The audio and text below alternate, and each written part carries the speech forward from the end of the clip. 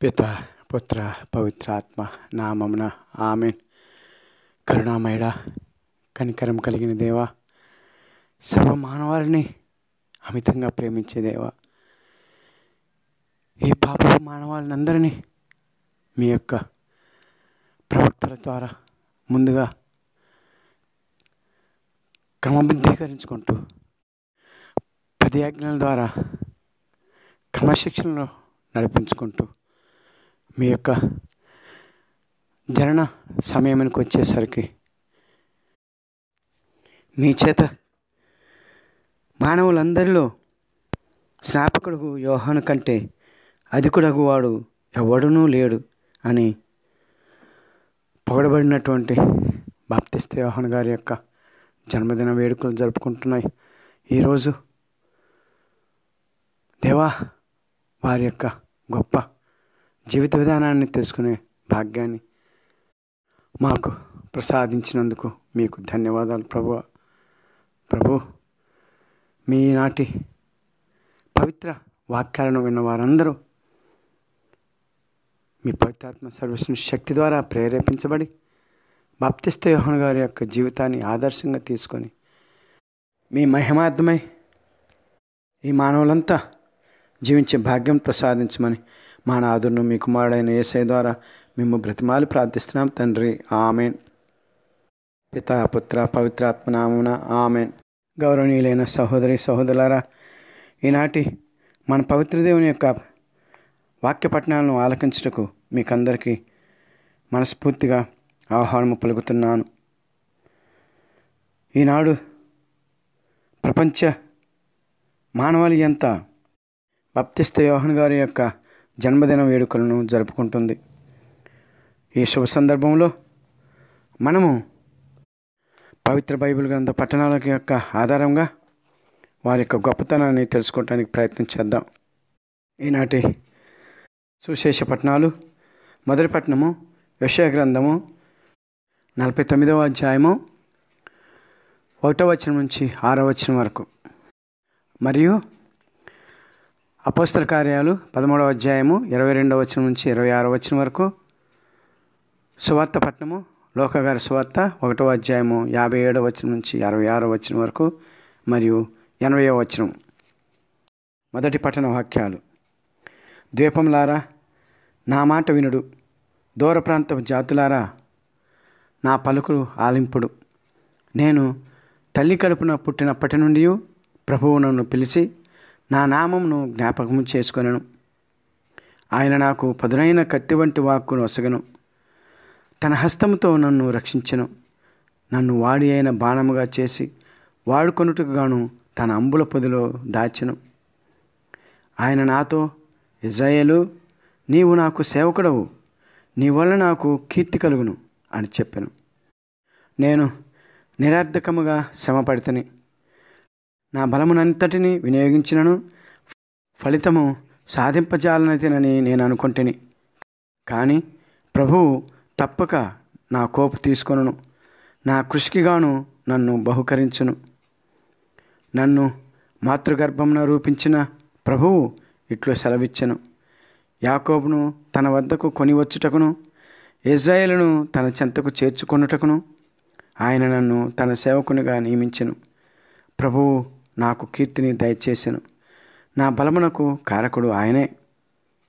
ప్రభువు నాతో ఇట్లైనను: నీవు నాకు సేవకుడివై యాకోబు వంశజులను, ఇజ్రాయేలున మిగిలిన వారిని నా యొద్దకు తీసుకొని వచ్చుట మాత్రమే చాలదు, నేను నిన్ను జాతులకు జ్యోతిగా నియమింతును.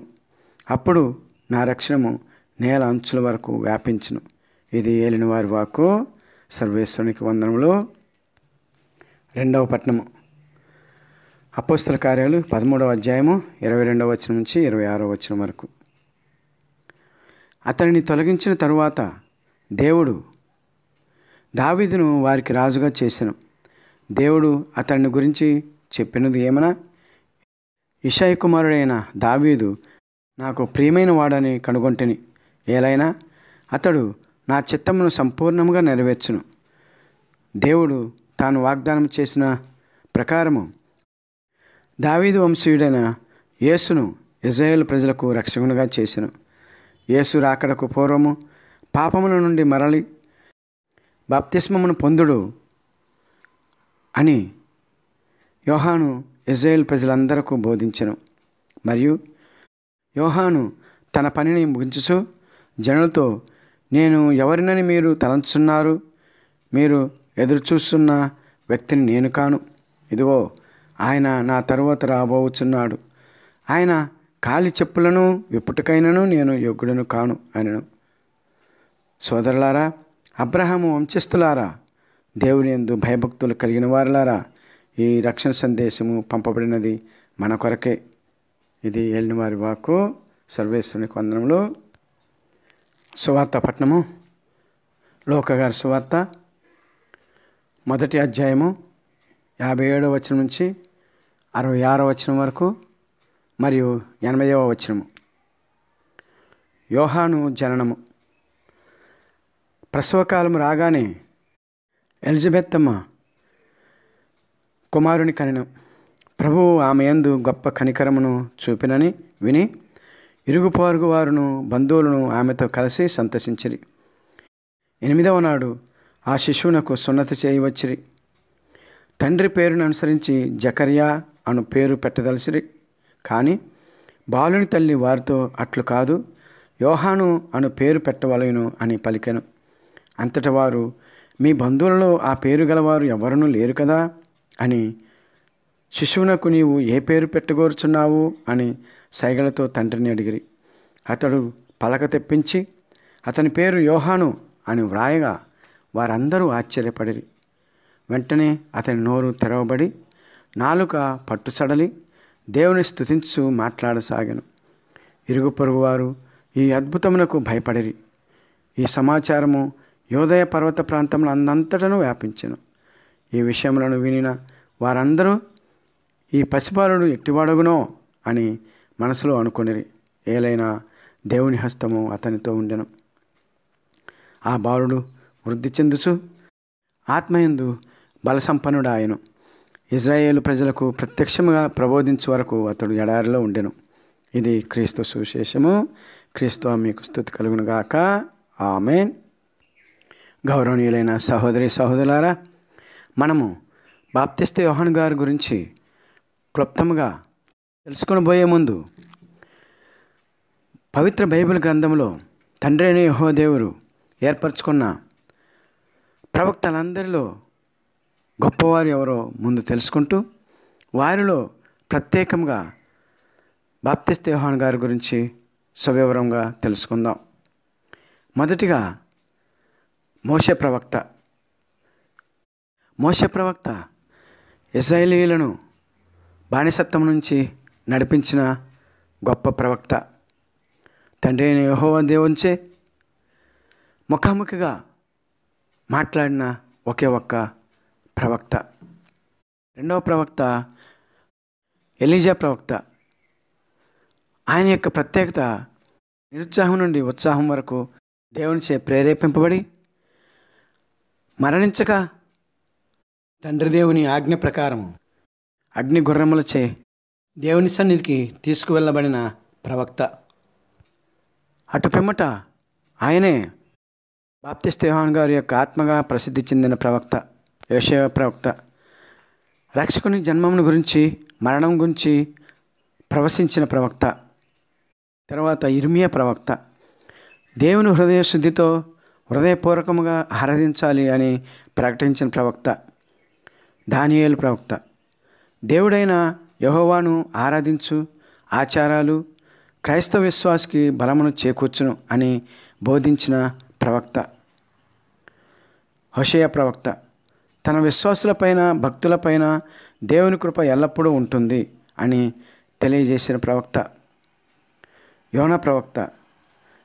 కొన్ని సమయాల్లో దేవుని తీర్పును పొందుట కన్నా ఆయన దయను పొందటం చాలా కష్టం అని ప్రకటించిన ప్రవక్త.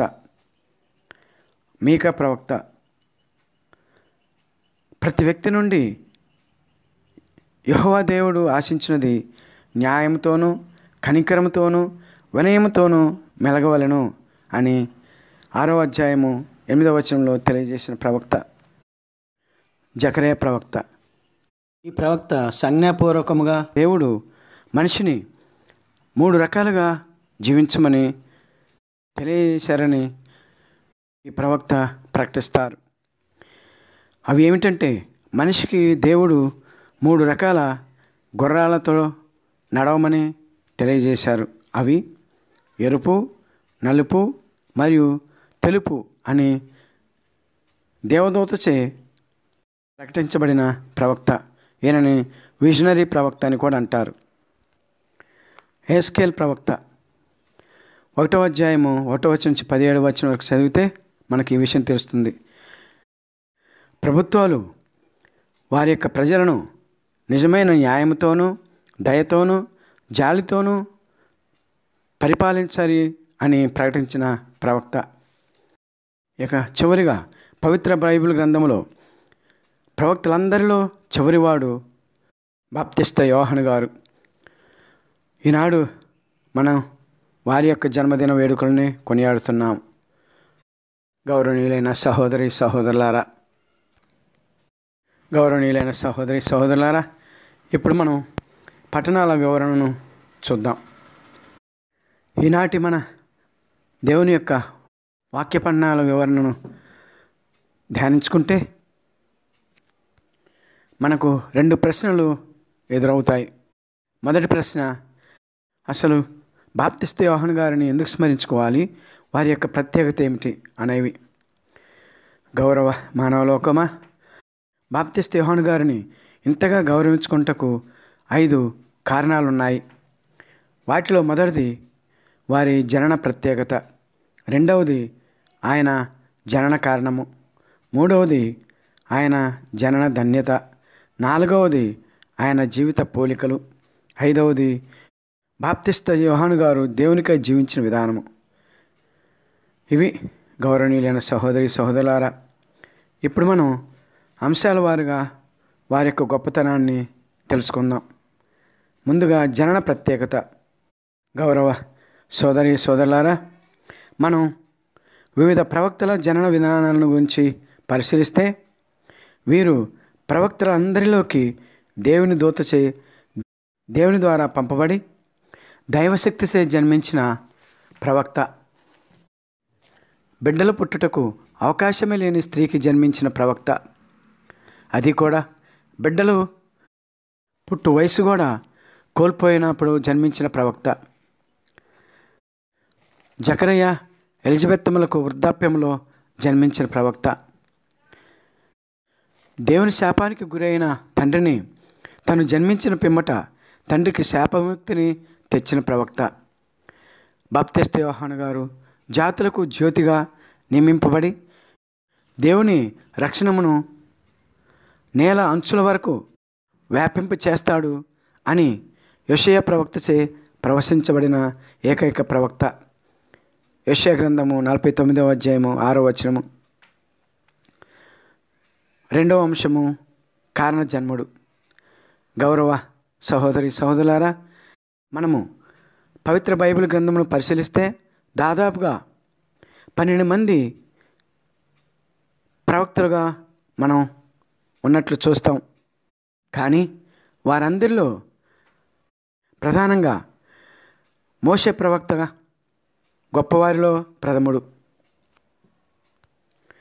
ఇశ్రాయేలీయులను ఐగుప్తు దేశంలోని ఫారో చక్రవర్తుల బానిసత్వం నుండి విడిపించుటకు ఎన్నుకొనబడి తండ్రి దేవునికి అత్యంత సన్నిహితుడుగా పరిగణింపబడితే, పవిత్ర బైబిల్ గ్రంథంలో చిట్టచివరి ప్రవక్త అయిన ఈ బాప్తిస్త యోహాను గారు సర్వమానవాళిని నూతన ఇశ్రాయేలీయులుగా భావించి వారిని వారి పాప మాలిన్యముల నుండి విముక్తి చేసి తండ్రి దేవుడైన యెహోవా సన్నిధికి తీసుకువెళ్ళుటకు వచ్చిన సాక్షాత్తు దైవకుమారుడు క్రీస్తుకు సమకాలికుడే కాక క్రీస్తు దేవునికి బంధువుగాను ఉన్న ధన్యుడు.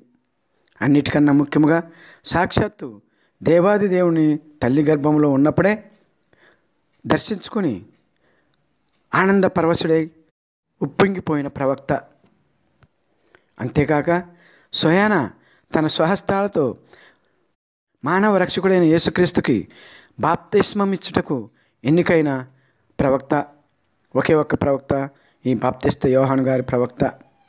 ఇది ఆయన జన్మకు కారణం. అందుకే వీరిని కారణ జన్ముడు అని అంటారు. ఇక మూడవ అంశానికి వస్తే ఆయన జనన ధన్యత. బాప్తిస్త యోహాను గారి ధన్యతను ఎంతగా చెప్పినా తక్కువే. సాక్షాత్తు దేవాది దేవుని, ఆదియు అంతము లేని మానవరూప దేవుని లోకానికి పరిచయం చేసిన మొట్టమొదటి వ్యక్తి మరియు ప్రవక్త ఈ బాప్తిస్త యోహాను ప్రవక్త. మరియు ఆ లోకరక్షకుని రాకడ ఉద్దేశమును కూడా తెలిపిన ప్రవక్త.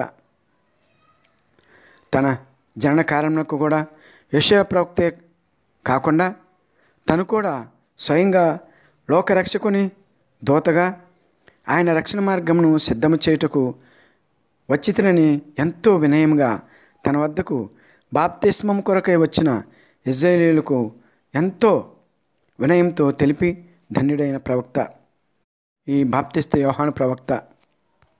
మనం ఈనాడు జన్మదిన వేడుకలు జరుపుకుంటున్నటువంటి ప్రవక్త. లోక సువార్త 3వ అధ్యాయము 15వ వచనం నుంచి 17వ వచనం వరకు. అంతేకాక గౌరవనీయులైన సహోదరి సహోదరులారా, తాను ప్రవక్తను కూడా కాదు, కేవలం ఎడారిలో అరుచు ఒక స్వరమును అని ఎంతగానో తగ్గించుకొని యెషయా ప్రవక్త యొక్క వచనములను రుజువు చేసిన ప్రవక్త ఈ బాప్తిస్త యోహాను ప్రవక్త. విషయాలను యోహాను గారి సువార్త 1వ అధ్యాయము 19వ వచనం నుంచి 23వ వచనం వరకు, మార్కు గారి సువార్త 1వ అధ్యాయము 7-8 వచనాలు మరియు మత్తయి సువార్త 3వ అధ్యాయము 11-12 వచనాలు మనం తెలుసుకుంటాం. ఇక 4వదిగా గౌరవనీయులైన సహోదరి సహోదరులారా,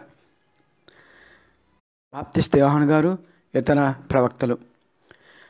గౌరవనీయులైన సహోదరి సహోదరులారా, పవిత్ర బైబిల్ గ్రంథములో అత్యంత ప్రసిద్ధులు, దేవునికి అత్యంత సన్నిహితులుగా పిలువబడు ప్రవక్తలు 3 ఉన్నారు. వారు మోషే ప్రవక్త, ఏలియా ప్రవక్త, ఈ 3వ ప్రవక్త బాప్తిస్త యోహాను గారు. వీరు 3 వారి ప్రత్యేకతలతో దేవుడు అనుగ్రహించిన అవకాశములను సిద్ధింప చేసుకున్నారు. మొదటిగా మోషే ప్రవక్తను చూస్తే దేవుడే స్వయంగా ముఖాముఖిగా మాట్లాడిన ప్రవక్త. 2వ ప్రవక్త ఏలియా ప్రవక్త. ఈ ప్రవక్త గారు అత్యంత పరుషమైన ప్రవక్తగా మనం చదువుకుంటాం. ప్రకృతిని దేవుని పేర తన ఆధీనంలో ఉంచుకున్న ప్రవక్త. అయితే మోషే ప్రవక్తకు ఏలియా ప్రవక్తకు సారూప్యత ఒకటి ఉంది. అదేమిటంటే వారిరువురు భౌతికంగా మరణించకుండా దేవుని సన్నిధికి తీసుకువెళ్ళబడ్డ ప్రవక్తలు. ఇక బాప్తిస్త యోహాను గారి గురించి ప్రత్యేకత ఏంటంటే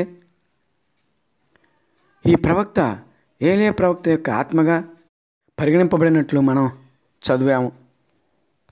అవి లోకా గారి సువార్త 1వ అధ్యాయము 17వ వచనము, మత్తయి గారి సువార్త 11వ అధ్యాయము 9-14 వచనాలు.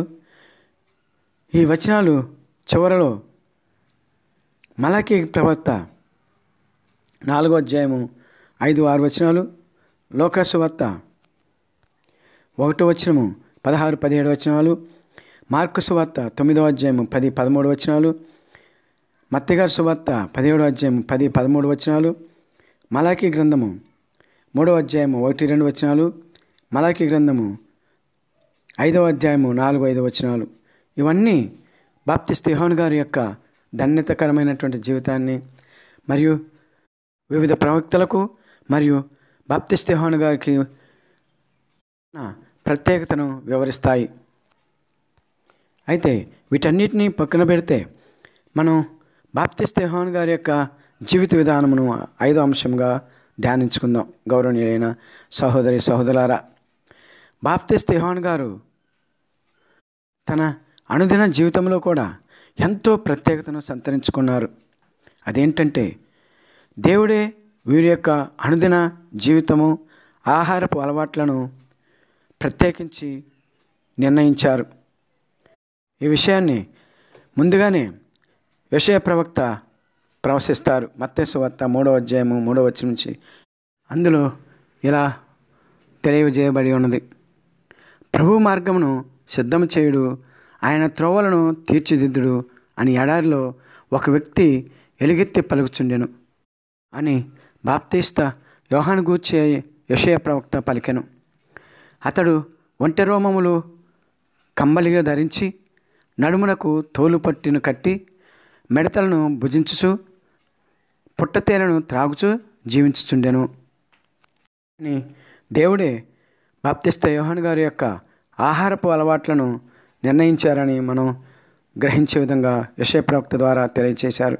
గౌరవనీయులైన సహోదరి సహోదరులారా, ఇక ముగింపు విషయానికి వస్తే మనము పైన తెలుసుకున్న విషయాలు ప్రకారము ఈరోజు బాప్తిస్తా యోహాను గారి యొక్క జన్మదిన వేడుకలు జరుపుకుంటున్న మనము ఈ పండుగ సందర్భంగా బాప్తిస్తా యోహాను గారు ప్రవక్తలందరిలోనూ ఒక ప్రత్యేక ప్రవక్తగాను, కారణ జన్ముడుగాను, ధన్యజీవిగాను, ప్రవక్తలందరికన్నా గొప్పవాడిగాను, పూర్తిగా సభ్య సమాజమునకు దూరముగా ఎడారిలో జీవించిన ప్రవక్తగాను తెలుసుకున్నాము.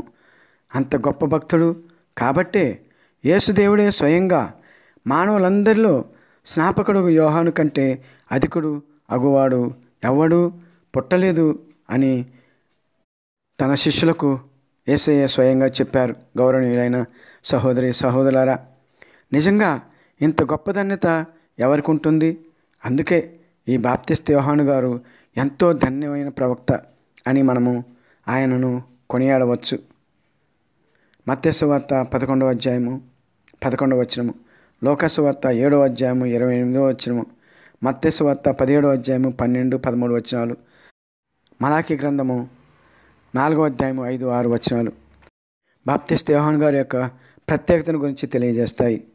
గౌరవనీయులైన సహోదరి సహోదరులారా, ఇంత గొప్ప ప్రవక్తను గురించి తెలుసుకునే అవకాశం మనకు అనుగ్రహించిన దేవునికి కృతజ్ఞతలు తెలుపుకుంటూ ఈనాటి సువిశేష వాక్యాలను ముగించుకుందాం.